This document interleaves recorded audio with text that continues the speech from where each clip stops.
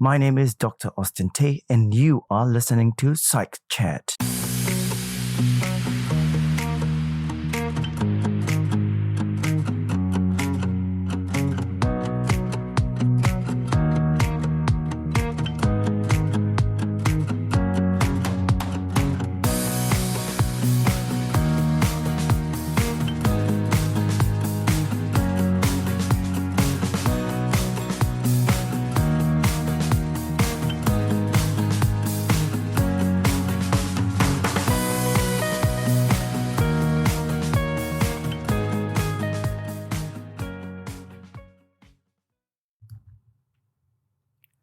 Hi there, and welcome to episode 9 of Psych Chat.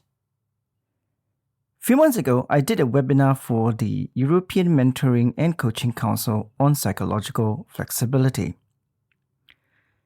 In the webinar, I talked briefly about what psychological flexibility is and shared some skills that individuals could use to help themselves become psychologically flexible. Today, I would like to share the skills in this podcast with you and hope that they can also help you to become psychologically flexible.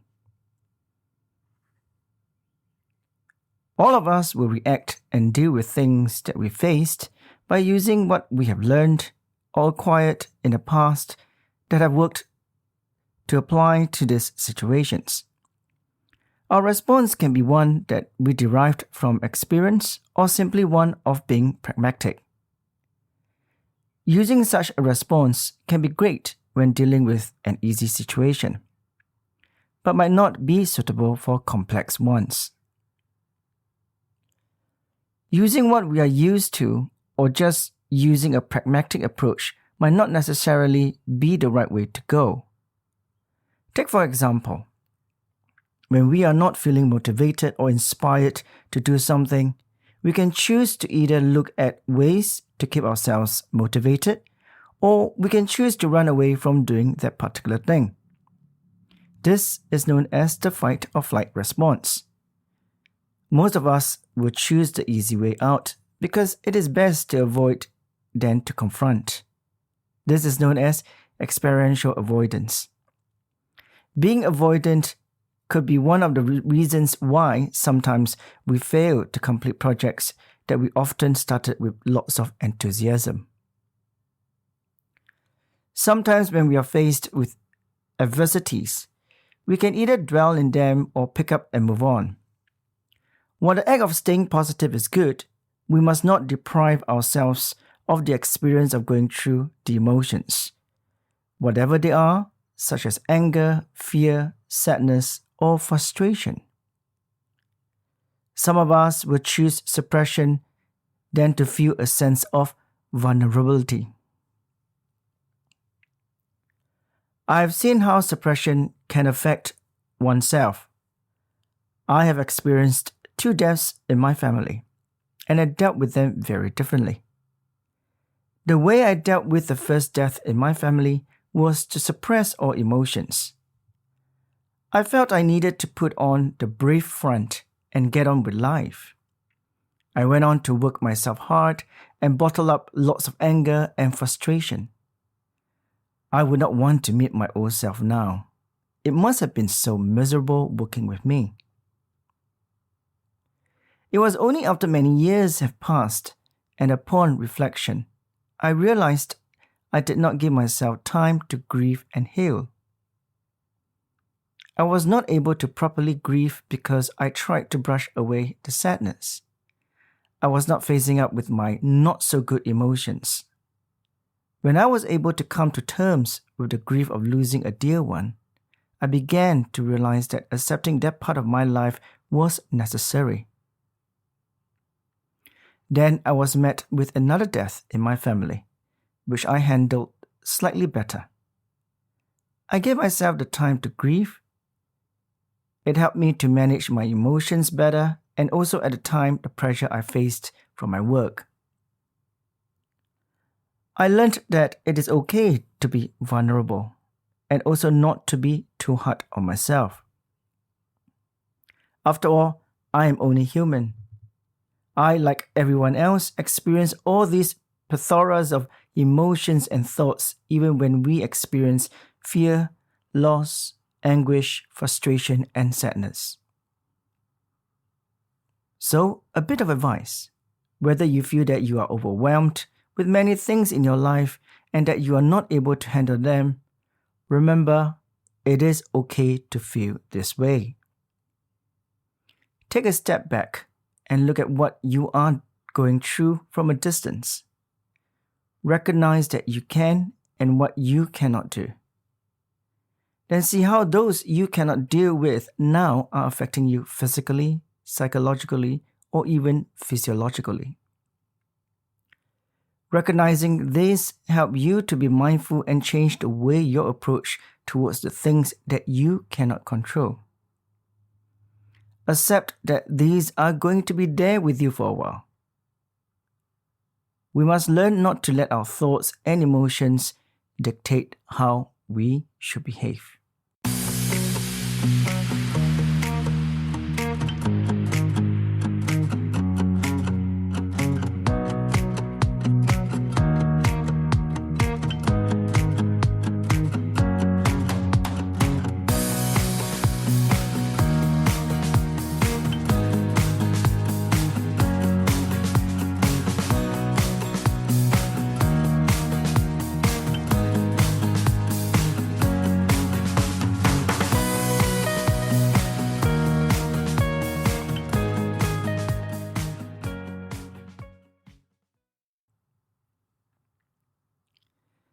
Next, I would like to introduce a few skills that you can use to help yourself to become psychologically flexible. I will talk about 4 different skills. The first skill, hands to face exercise. Now, I want you to think of a negative thought or emotion. This negative thought or emotion is now on your hands. Next, bring your hands to your face.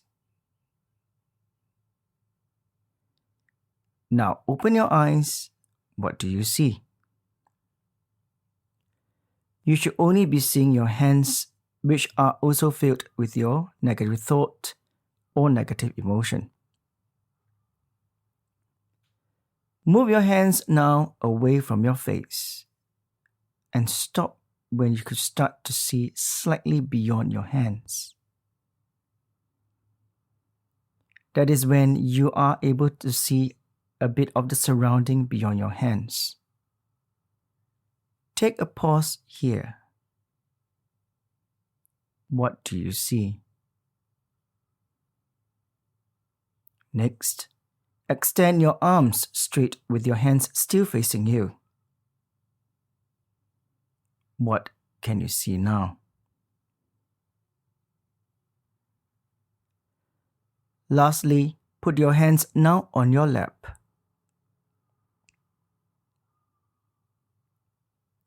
What can you see now?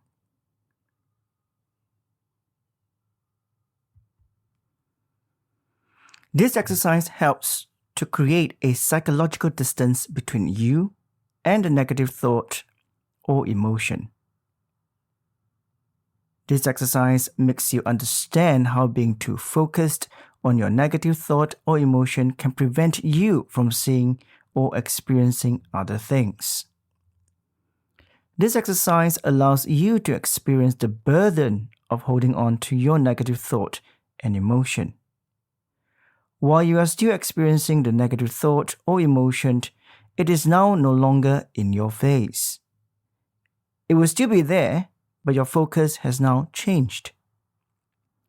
Do bear in mind that this exercise is not able to get rid of your negative thought or emotion. Instead, it is creating awareness that you need to learn to accept all thoughts and emotions, some good, some bad.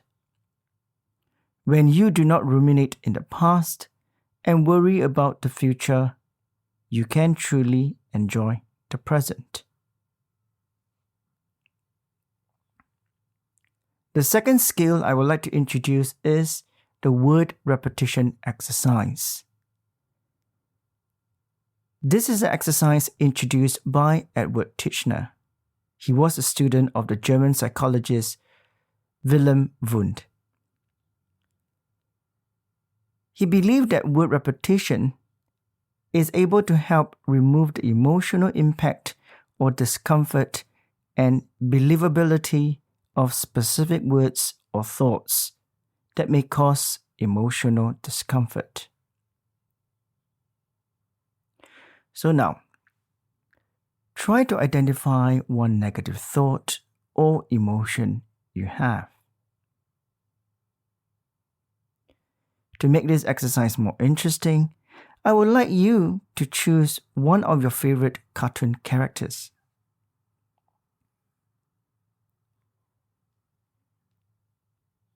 Now, using the voice of your favorite cartoon character, repeat the negative thought or emotion for 1 minute.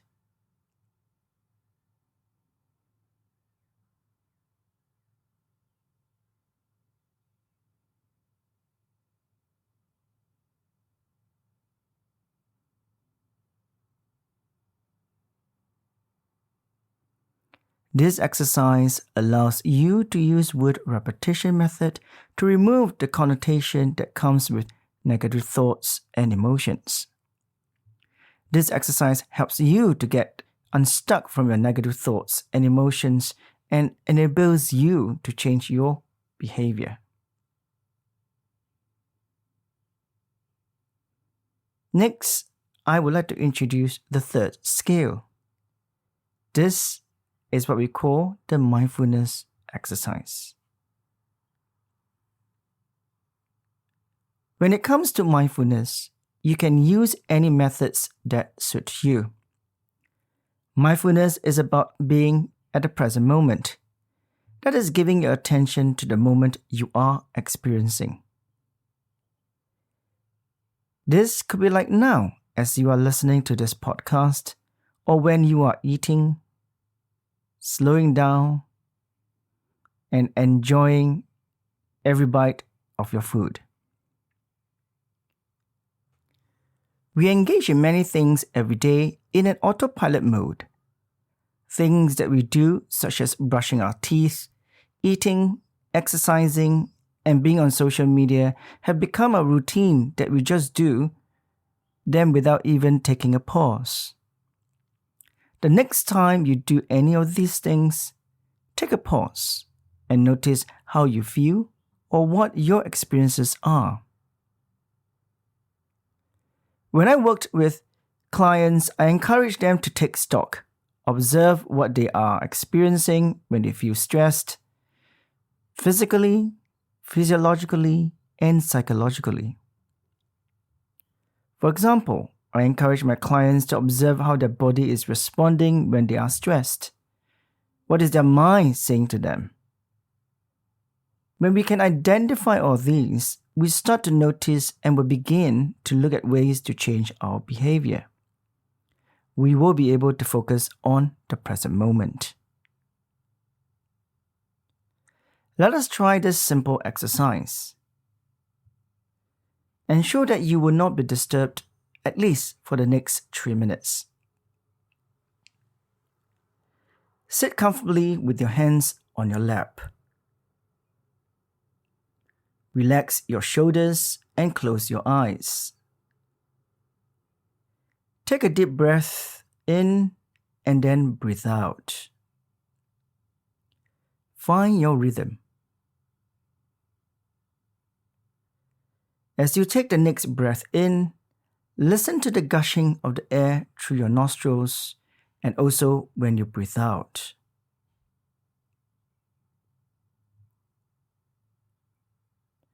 No rush.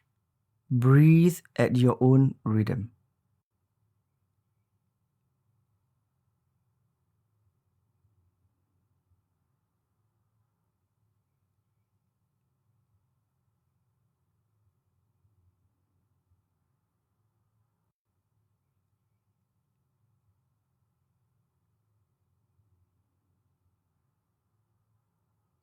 As you continue this breathing exercise, you will have thoughts coming in and going out. Notice what they are, and then allow them to come in and go out. If you find yourself focusing on those thoughts, bring yourself back to your breath.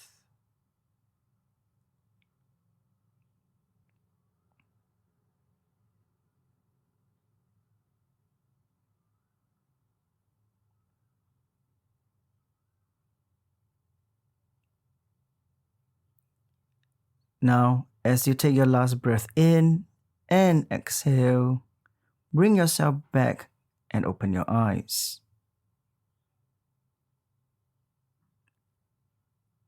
This exercise helps you to become an observer and notice how thoughts and emotions can affect you.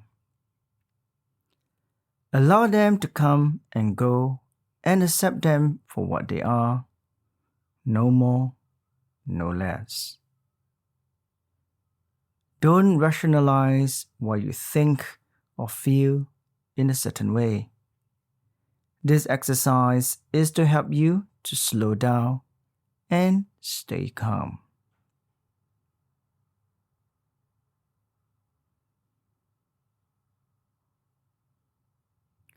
The last skill that I would like to introduce is self-compassion. It is very easy for us to self-blame, self-deprecate when things go wrong. We will try to figure out why we are not able to do certain things, or we suck at simple tasks. We start to doubt ourselves and will always be looking at our failures as a measure of who we are. We are quick to show compassion towards people we care, but rarely to ourselves. As if there is a switch within all of us that when it comes to self-compassion, we are not allowed to show that because it will be deemed as narcissistic or self-pity. We need to recognize that we are only human and are imperfect. There is nothing wrong to hug yourself now and again. Be kind to yourself, and there is nothing wrong with you. We just need to learn how to live with our fears, anguish, frustrations, because the more we dwell in our negative thoughts and emotions, the further away we are from the important things or people in our lives.